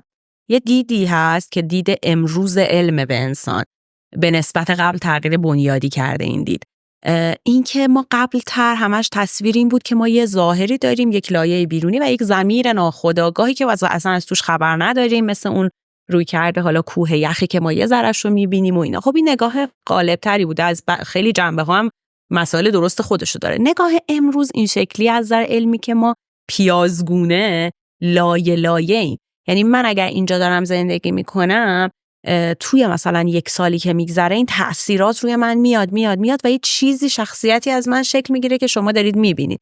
هرچی اینو بشکافی بری تو تهش باز هم لایه لایه هاست. برای همین میگن اگه میخوای تغییر بکنی، مثلا اگه قراره که سیگار رو ترک کنی، برو موهات هم یه رنگ جدید کن، برو نمیدونم، یعنی اینکه یه آدم جدید شدن رو برای خودت ایجاد کن که واقعا این لایه جدید بشه یه لایه، و این میشه جزئی از تو. اینجوری نیست که تو بگی من یه نقش دیگه ای دارم بازی میکنم. ممکنه که الان برات تو بچه‌ای که مهاجرت کردن خیلی اینو می‌بینی. مثلا من یه دوستی داشتم که خیلی سرخوش و خوشحال و غیر روتین و هر وقت دوست داره پاشه، هر وقت دوست داره بخوابه. این یه چند سالی که اروپا زندگی کرده، الان اومده احساس می‌کنین کاملا شما با یه آدم اروپایی با دیسیپلین 8 صبح بره شنا کنه، بعد بره سر کار. و واقعا اون جامعه در این 8 سال لایه‌ای به این اضافه کرده که الان جزئی از خودشه. اونم خودش بود، اینم خودشه. اون خود اون قدری چیز ثابتی نیست که ما فکر میکنیم. حالا اون ادامه سوالو بگو. من حالا میخوام مثلا این سوالی که میخوام، چون معمولا که بخوایم مثلا خیلی دقیق بخوایم پاسخ بدیم، مجبوریم که همه چیزو در نظر بگیریم. خب و معمولا من اینجور مواقع میرم سراغ علم. یعنی از سوالا رو بخوام جواب بدم همیشه این چیزای علمی میاد تو ذهنم. به نظر من ببین کلا در علم روانپزشکی ما در واقع میگیم بگیم که آسیب شناسی روانی رو چجوری انجام میدیم. اینطوری نیستش که یه سری مثلا نشانه هایی رو ما بذاریم کنار هم بگیم پس تو مثلا دچار اختلال فلان هستی، اینم درمانشه. خب این روی داستانه. یه روانپزشک خوبی، درمانگر دقیق باید وارد لایه‌های عمیق‌تر زندگی فرد بشه، مراجعه بشه و ببینه دقیقاً اون نقطه عملکردی اون فرد کجاست. یعنی اگر که یک بالا و پایین خلقی، یک هیجان زدگی داره برای اون فرد کار میکنه، داره بهش عملکرد میده، داره بهش زندگی میبخشه، شما اون رو سعی میکنی حفظش بکنی و تا جایی که میتونی نگهش داری. اگر داره آسیب میزنه میتونی کنترلش بکنی. یعنی یه جاهایی همیشه اینجوری نیستش که بگیم لزوماً یک غم، یک رنج، یک حس منفی لزوما معادل یک پاتولوژی و یک بیماری هست و باید اونو از بینش ببری. خب اگه سطحی به قضیه نگاه کنی اینه، ولی باید نهایتاً عملکرد اون فرد رو ببینی، احساسی که خودش داره اون فرد تجربه میکنه نسبت به زندگیش، هیجانات مثبتی که تو زندگیش داره رو ببینی، اون معنی که زندگیش داره، ارزش‌هایی که داره تو زندگیش و براش هدف موتور محرکشه میبرتش جلو. هر آدمی بالاخره یه چیزی تو ذهنش داره، یه مفهومی از زندگی داره. اینا رو باید مد نظر قرار بدی. خواسته های خانواده رو باید مد نظر قرار بدی. یعنی حتما ما توی اتاق درمان میایم میگیم که خب مامان، بابا، خواهر، همسر، شما نظرت چیه؟ یه دید دیگه ای رو به داستان اضافه میکنی. ببینی اون تو کانتکست زندگیش داره این فرد چی کار میکنه. و در مجموع همه اینها رو باید در نظر بگی، بذاری کنار هم و با کمک همدیگه بتونی یه راهی رو پیدا بکنی که اون فرد بهترین عملکرد خودش و بهترین رضایت رو داشته باشه. یعنی مثلا اگر یه بیماری دو قطبی بیاد بگه آقا من الان یه ذره حال بالا پایینم داشته باشم خوبه، باعث میشه انرژی داشته باشم، هم کار کنم، منو اینجوری میشناسن. خب شما نباید اونو تبدیلش کنی به آدم فلت، میدونی؟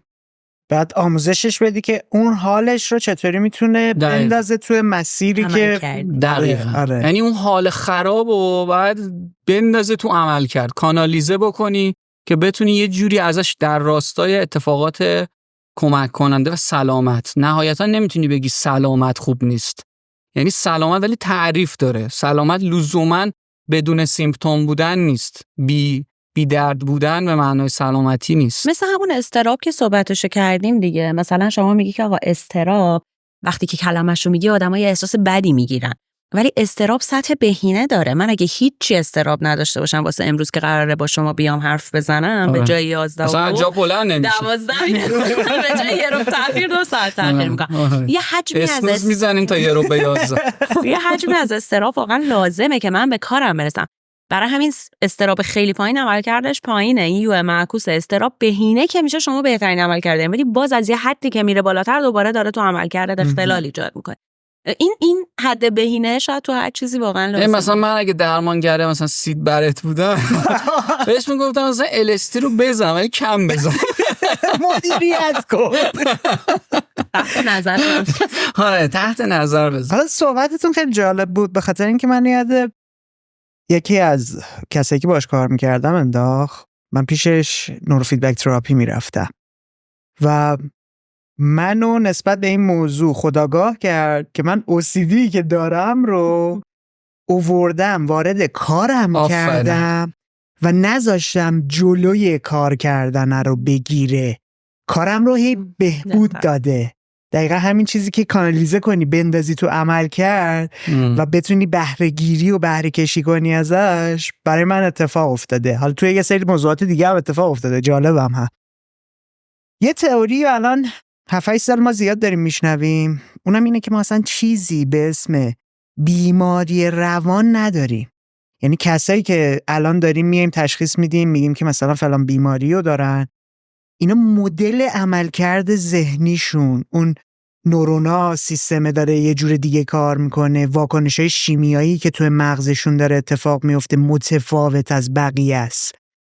این چقدر از دید شما، حالا جفتتون روی ساید روانم کار کردید، میتونه درست باشه میتونه غلط باشه. چرا حالا این سوالا دارم میپرسم؟ چون فکر میکنم اگر بتونیم یک نقطه‌ای براش بذاریم و یه ذره درکمون نسبت بهش بالاتر بره، شاید کمک کنه بهمون که بتونیم مدلی ترجمه کنیم که حتی فرایند خلاقه‌ای هم که داریم میگیم میتونه بره سمت این که با سالم کردن اون فرایندهای ذهنی و اون روانه خروجی بهتری بشه، کیفیتش کیفیت بالاتری بره. حسین جان، فکر می‌کنم خیلی به جهانبینی آدم این بستگی داره که شما دنیا رو از جهانبینی عرفان می‌بینی، از جهانبینی مذهب می‌بینی، از جهانبینی علم می‌بینی. دریچه نگاهت به جهان چه شکلیه؟ به نظر من توی این ماجرا خیلی مهمه که آدم چه شکلی کلاً به انسان نگاه بکنه. آره دیگه دقیقاً این حل. یعنی این بحث که داری میگی بحث فراتشخیصی در واقع ما تو روانپزشکی بهش میگیم فراتشخیصی. رشته‌ای هستن که در واقع متکی به DSM نیستن. DSM اون به اصطلاح اون کتاب چیزی که بیماری‌های روانی رو میاد دسته‌بندی میکنه، میگه اگه این علامت داشتی، این علامت داشتی، این علامت داشتی، این علامت داشتی، میشه این بیماری. تشخیص میذاری و تشخیص بالاخره ورکاپ‌های خودشو داره، تریتمنت خودشو داره. ولی از یه جایی باید از این مسئله عبور بکنی. یعنی نهایتا تو خود کتابم نوشته آقا این فقط یه راهنماست. شما نمیتونی پیچیدگی‌های انسان رو خلاصه بکنی به 4 تا خط جدول و سیمپتوم و بگی آقا اینه پس اینه دیگه، این مشکلش اینه دیگه، الان تو مثلا افسرده‌ای دیگه که اینجوری شده. ببین یعنی یه بخشی از مشکلات توسط دسته‌بندی‌ها و کاتگورایز کردن و اینها حل میشه، ولی یه سری از مسائل پیچیدگیاش خیلی بیشتر از این که بتونی انقدر راحت در مورد مسائل صحبت کنی و اونجاست که اون ویژگی فرد به فرد و منحصر به فرد اون طرف بالا میاد و باید بهش رسیدگی بشه.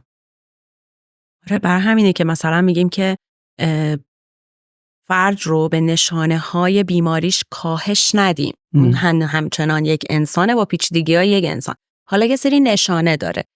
بیشترین استفاده که الان حداقل برای همین میگم فرق داره چه جهان بینی ببینی، چون مثلا روی کردی که من بهش معتقدم یا باش کار میکنم همین روی کرده که فراتشخیصی یا ترانس دیاگنوستیک بهش میگیم، یه ذره پرسپکتیوشو بالاتر نگاه میکنه. ولی از این نشانه های تشخیصی همچنان استفاده میکنه، ولی بیشترین استفادهش برای ارتباط با متخصصینه.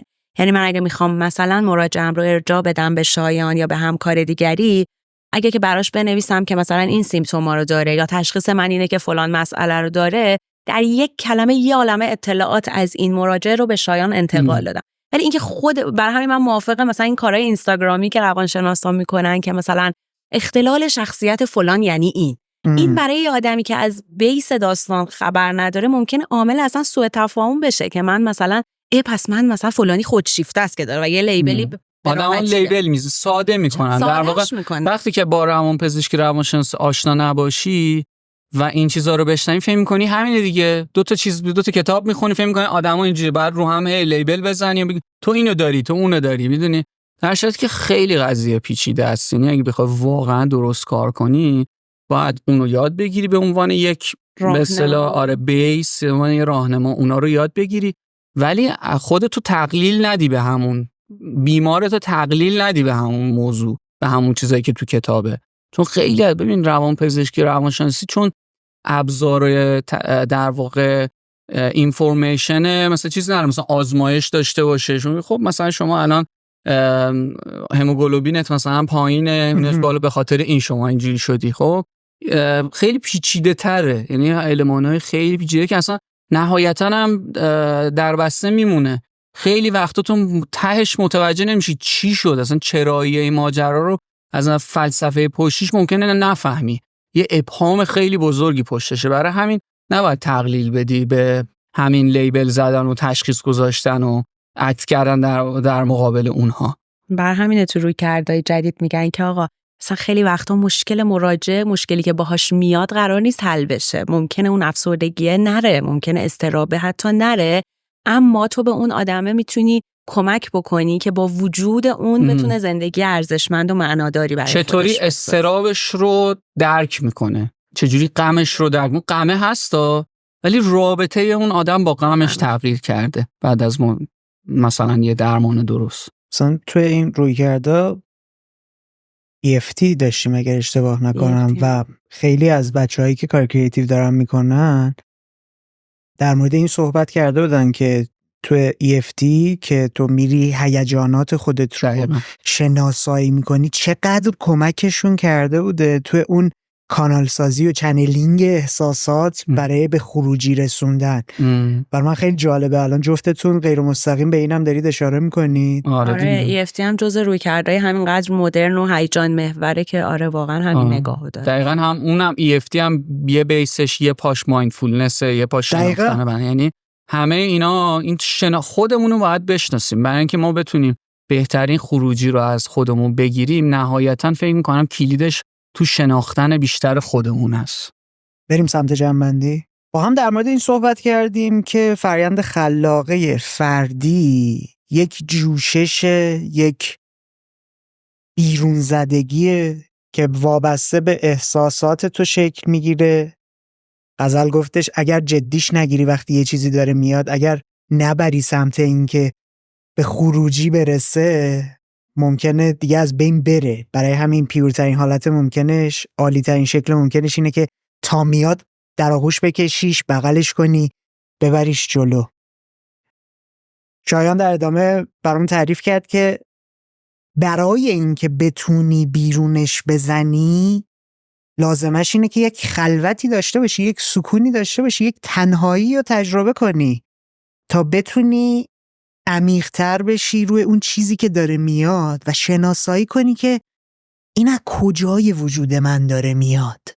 من چه، حالا به عنوان عقده ازش نام بردی، من چه عقده‌ای تو وجودم دارم که میخوام بیام با این خلق کردنه آرومش کنم. جلوتر که اومدیم متوجه شدیم یک بخش زیادی از این وابسته به اینه که تو چقدر احساسات خودت رو بشناسی. غزل برامون تعریف کردش حتی آدرس‌دهی و اسمگذاری این که این حسه مثلا غمه، این یکی قصه است، این یکی هیجانه و این مدلی نباشه این حس خوبه این حس بده. انقدر تو بتونی اینا رو بشناسی و تفکیک کنی که صاف دست بذاری روش بگی که این از اینجا داره میاد. و از اون ور یک چیز دیگه هم شایان در موردش صحبت کرد، آگاهی و شناخت خودته، که حالا توی مثالی که داشت برامون میزد میگفت این رو داره توی اتاق درمان با حضور مراجع تجربه میکنه و کمکش میکنه تا بتونه خودش رو، باگهاش رو، گره‌هاش رو شناسایی کنه که همه اینا در مجموع کمک میکنه به اون فرایند شخصی و تک نفره خلق کردنه. از این گذر کردیم رسیدیم به این که خب اوکی، شخصی جفتتون اینطوریه، نگاه این مدلیه، هر کدومتون کوزی کورنر خاص خودتون رو داشتید، حالا زیر سقف که رفتید به عنوان زن و شوهر داده چه اتفاقی میفته؟ توی گروهتون چه اتفاقی داره میفته؟ متوجه شدم جفتتون آگاهانه از یک جایی به بعد یک مرزگذاری رو انجام دادید. اومدید گفتید که اگر پارتنر هستیم این بخش زندگیمونه، اگر همگروهی و همکار هستیم این بخش زندگیمونه و نذاشتید این دوتا با هم ترکیب بشه، تضاد منافعی پیش بیاد که اثر بذاره. یه نکته خیلی جالبی و غزل توی این بخش بهش اشاره کرد، اونم این بود که اگر آدم‌ها به عنوان زوج بفهمن نیازهای اولیه خودشون چیه و یک نقطه اشتراکی رو پیدا کنن و اون نیازهاشون رو همراستا کنن، همگرا کنن، ممکنه خیلی اتفاقات جذابی بیفته.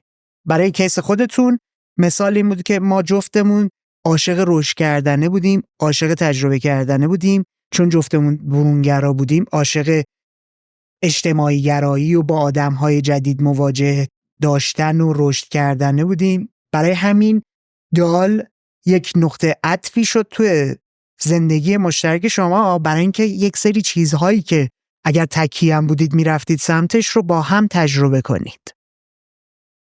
در مورد این صحبت کردیم که این تجربه پرفکت دال ممکنه به خاطر اون شناخت 16-17 ساله، همکاری 10 ساله‌ای که بین خودتون و باقی اعضای تیم بوده شکل گرفته.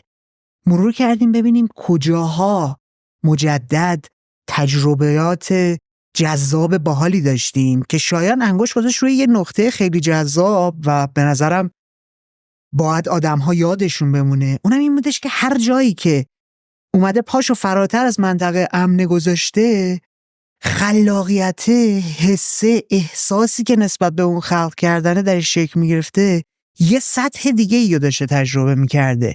حتی اومد گفتش اگر از من بپرسن بهترین قطعه‌ای که آهنگسازیشو کردی چیه؟ ردمونه و خیلی جالبه این. در ادامه در مورد این صحبت کردیم که سلامت روان و شناخت روان و مدل کار کردن مغزه ارتباط مستقیم داره با خروجی آدم، با خلاقیت آدم، با فرایند خلاقه آدم.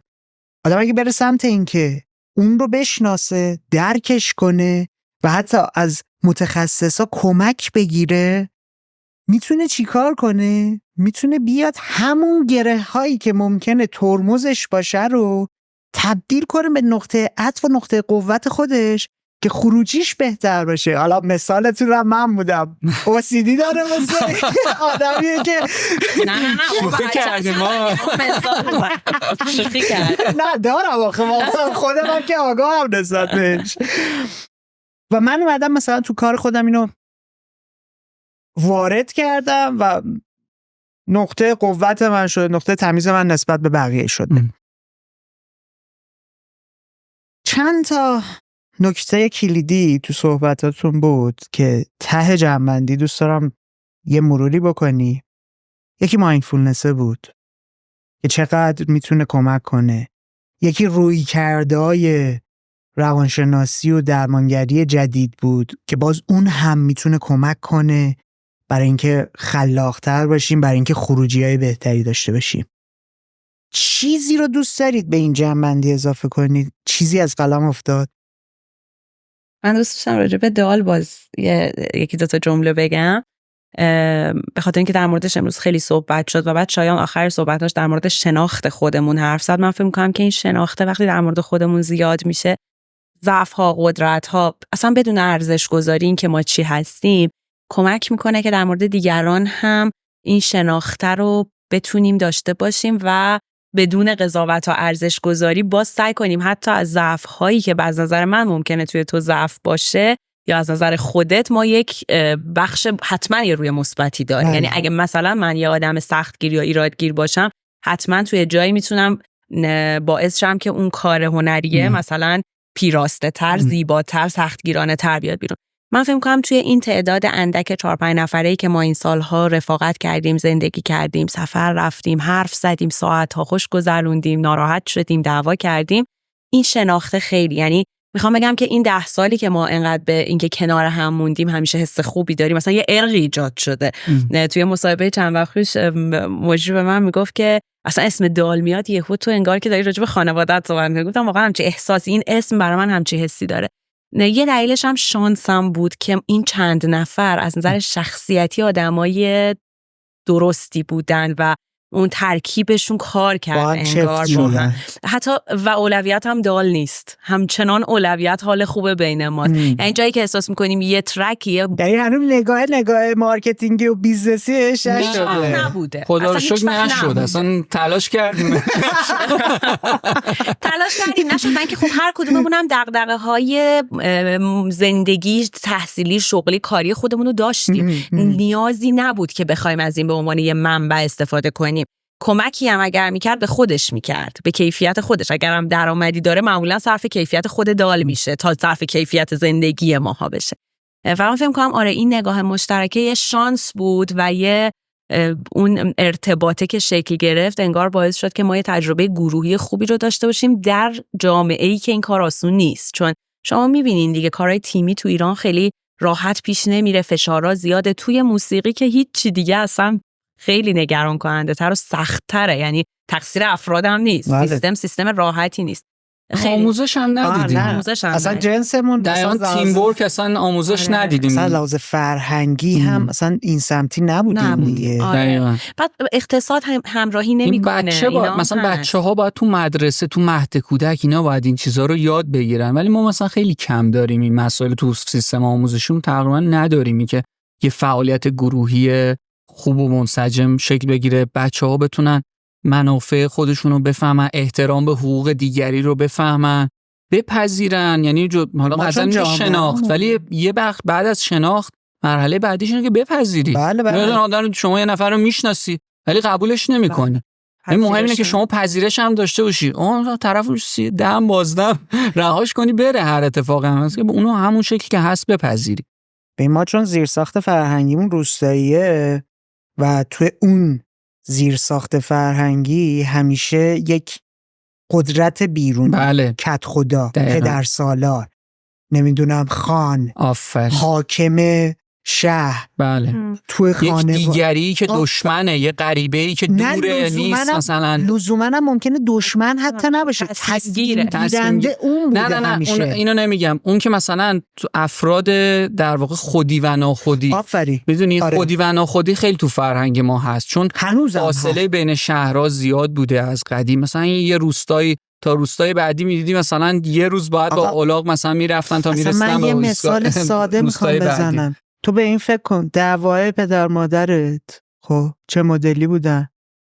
حالا من مثال اینطوری میزنم، ما مهدوی‌ها فلانیم، شما شکرابی‌ها فلانیم. خودی ناخودی زیاد داره، قومیتیه، میدونی یعنی قضیه. از خانواده بگیر، حالا شما دوباره میمدید تیم میشدید با هم، حالا میشه اون غریب، ده پایین ده بالا، این ده کلا میشد این ده، این شهرستان با این شهرستان، این قوم با این قوم. اگه دقت کنی حتی تو شهرهای کوچیک هم مثلا میبینی این ده با اون دهی مشکل داره، این شهر با اون شهر مشکل داره. اینا هستی تو فرهنگ جمگرای شرقی این شکلیه. یعنی مثلا شما تو شرق آسیا میبینی مثلا طرف اول خودش، بعد خانواده اولش، بعد مثلا اگه که یه قبیله دیگه به اینا توهین کنن حتما باش میجنگی، ولی بین خودتون هم ممکنه که باز مثلا شرایط اجتماعی، سیاسی، جغرافیایی اینا تحمیل کردن. این که مثلا ایران خشکه، ایران یه کشوریه که مثلا نصفش بیابونه، اینا تأثیر میذاره روی رفتار، خورده فرهنگ‌هایی که وجود داره. آره، ولی من خیلی خودش هم داره، خوبیای خودش هم داره، ولی اتفاقی هم که امروز داریم تجربه میکنیم برای من خیلی خوشحال کننده است، به خاطر اینکه نسل‌های جدید، ما همون دهه هستیم دیگه، یعنی اون جمع‌گرایی رو تا مثلا دوران دبستان کامل داشتیم تجربه میکردیم دیگه، چون از اواخر دهه 70 که دنیا به روی ما بازتر شد، فردگراتر شدیم و نسل مثلا دهه 80 و 90 من میبینم که چقدر فردگرایی، چقدر واقعا توشون بولد شده، برجسته شده، شبیه زندگی غربی، خیلی غربی شده. خب و خوشحال کننده است. چرا؟ چون تو این مسیر تجددی که ما از 1342 شروع کردیم تا امروز، لازمش اینه که از اون جامعه جمع‌گرا بریم سمت فردگرایی، چون اتفاقات اونطوری میفته. یعنی ما هنوز زیرساخت جامعهمون روستاییه، اگر بریم سمت فردگرا شدن کم کم میرسیم به جامعه شهری و بعد میتونیم تازه احترام و هویت قائل بشیم برای اشخاص و اجازه بدیم اشخاص خودشون باشن. یعنی به عنوان یک شهروند، به عنوان یک دوست، به عنوان یک پارتنر، نریم سمت این که بگیم تو باید اینطوری باشی، تو باید اینطوری فعالیت کنی، تو باید اینطوری فکر کنی، چرا شعر تو اینطوری گفتی، چرا آهنگ تو اینطوری ساختی، و داریم میریم. آره، پذیرش داره بالا میره. شما از هر سمتی خود یه فشاری وارد کنی، از اون ورش یه نیروی مقاومتی ایجاد میشه. یعنی اصلا این قانون طبیعته جورایی. شما اگه توی جامعه فشار ایجاد بکنی، محدودیت ایجاد بکنی، از یه سمتی یه نیرویی میاد که از اون سمت رشد میکنه. میدونی هر بخوای جامعه رو مثلا جمع‌گرا بکنی، از اون ور یه عده‌ای هستن که به صورت افراطی دارن یعنی مثلا این ذات طبیعت. ولی باز تعادل اینجا مهمه، چون شما در زندگی فردگرای غربی هم لزوما مثلا آمار افسردگی، خودکشی، نمیدونم اضطراب، اینا همچی کمتری هم نیستا. یعنی میخوام بگم که فکر نکنیم اون غرب خوبه شرق بده، انگار اون تعادله، اون حواس جمعیه که چقدر جلو بری، چقدر مراقب باشی، اون همیشه باید آدم رو اون بالانسش بمونه. انگار هر وری بری بالاخره یه آسیبایی داره. 100%. سوال آخر از همه میپرسم، دوست دارید این گفتگو رو به چه کسی تقدیم کنید؟ سوال سختی پرسید. من این گفتگو رو به پدر و مادرم تقدیم میکنم، به خاطر همه زحمتایی که برای من کشیدن. من به شایان تقدیم میکنم. خوشحال. آره من که خیلی هم تیمیه. خب منم به تو ترجیح میدم. نه سیاست نه خیلی هم خوشحالم که تو پدر مادر تقدیم میکنی. نه ولی واقعا خیلی خوشحالم که زندگیم یه جوری پیش رفت که کنار هم قرار بگیریم و فکر میکنم بخش زیادی از رشدی که هم من کردم حداقل بابت این همراهی بوده تو طول زندگی. بچه‌ها دمتون گرم. خیلی مخلص. خیلی کیف داد. مرسی که به کوزی کورنر اومدید. ممنونم واقعا. قربون شما. مرسی که ما رو دعوت کردین و انقدر سوال‌های غیر روتین و متفاوتی پرسیدین. کیف داد. معاشرت ما کنجکاوی همیشه. من انقدر فسفر سوزوندن 2 ساعت دارم استراحت. ما مسخره می‌کنیم. بعد اینجا داریم می‌ریم استودیو امیدوارم تاثیر بد نه خیلی هم خوب بود واقعا کیف کردیم کنارت. دمت گرم که تا اینجای برنامه همراهمون بودی. همونطور که می‌بینی این یه کار تیمی و کلی آدم دارن برش زحمت می‌کشن. پس ازت یه خواهشی دارم. لطفاً پلتفرم‌های مختلف ما رو چک کن و ما رو توی اون پلتفرم‌ها دنبال کن. هرچقدر خانواده‌ای که داریم بزرگتر باشه، تعداد کامیونیتیمون بیشتر باشه، میتونیم کارهای بزرگتری انجام بدیم. میتونیم با مهمون‌های شناخته شده تر و مهمتر و تاثیرگذارتری صحبت کنیم. هدف ما اینه که تبدیل بشیم به یه برنامه بین‌المللی. پس بدون همین سابسکرایب کردن، دنبال کردن تو کمک میکنه تا بتونیم مهمونهای جهانی رو هم توی این برنامه داشته باشیم.